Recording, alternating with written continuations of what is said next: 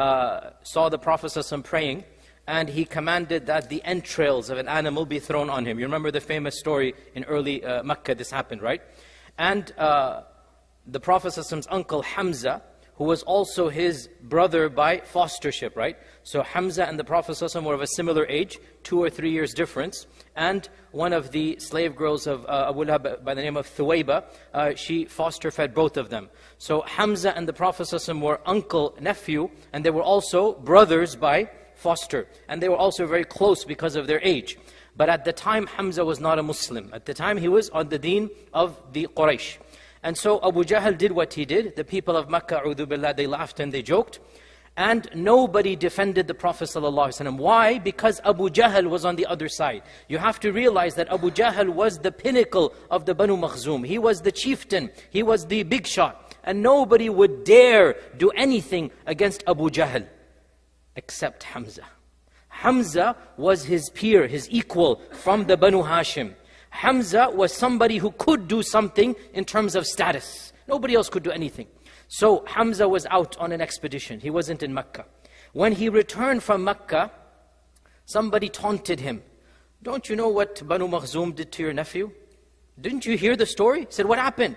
He told him the whole story. Hamza, his blood boiled.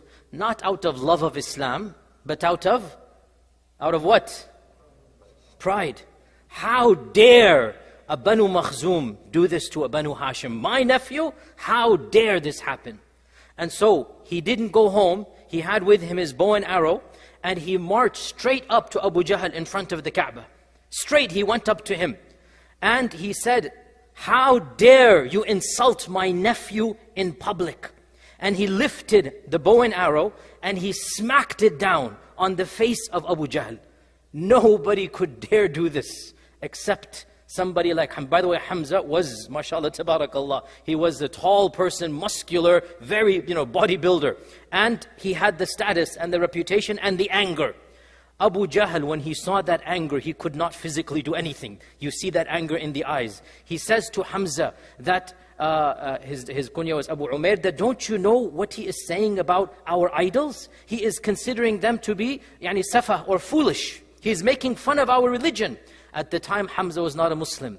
So Hamza said, and what is there not to make fun of? You are worshipping stones that you make with your own hands. Ashhadu an la ilaha illallah wa ashhadu anna Muhammad Rasulullah. Without even intending, right? It was the anger of tribalism that guided him to Islam.